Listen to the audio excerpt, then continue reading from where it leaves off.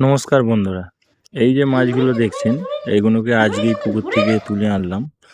আসলে একজন কাস্টমারকে স্যাম্পল হিসেবে দেখাতে হবে। তিনি ১০০ পিস বড় মলি আর ১০০ পিস বেলুন মলি নিতে চেয়েছেন। তাই স্যাম্পল হিসেবে দেখানোর জন্য ভিডিওটা বানাচ্ছিলাম। ঠিক তখনই আমার এই ১.৫ বছরের ছোট্ট সোনাটা এসে হাজির। আর এসে কিভাবে মাছগুলোকে নিয়ে খেলায় মেতে ওঠে সেটা দেখুন। এমনিতেও ও কিন্তু রঙিন মাছ দেখলে খুব লাফালাফি করে, ভীষণ পছন্দ করে ওদের।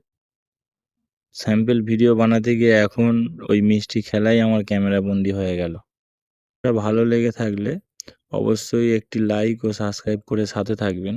আপনার একটা সাবস্ক্রাইব আমার ভিডিও বানাতে আরও মোটিভেট করে। আর যদি সাবস্ক্রাইব করে থাকেন পরবর্তীকালে দেখতে পাবেন মাছের ব্রিডিংয়ে সম্পর্কিত যাবতীয় জিনিস, যেমন গোল্ডফিশ, শিং মাছ এইসবের ব্রিডিংয়ের নিয়ে।